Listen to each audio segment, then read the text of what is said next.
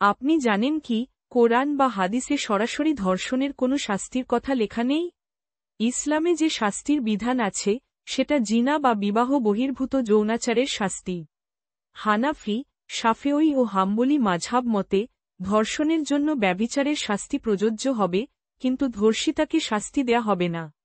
আবার ধর্ষণ প্রমাণ করার জন্য 4 জন পুরুষ সাক্ষী লাগে। ডিএনএ পরীক্ষা, সিসিটিভি, ফিঙ্গারপ্রিন্ট এসব প্রমাণের কোনো মূল্য নাই।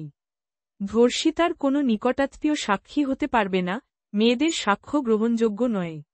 বৈবাহিক ধর্ষণ বা অপ্রাপ্ত বয়স্ক মেয়েদেরকে বিয়ে করে ধর্ষণ, ইসলামে ধর্ষণ হিসেবে বিবেচ্য নয়।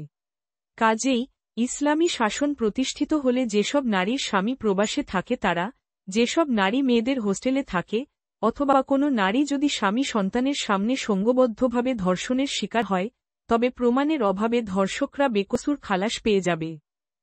এরকম আরও ভিডিও পেতে হলে আমাদের চ্যানেল লাইক, ফলো ও সাবস্ক্রাইব করুন।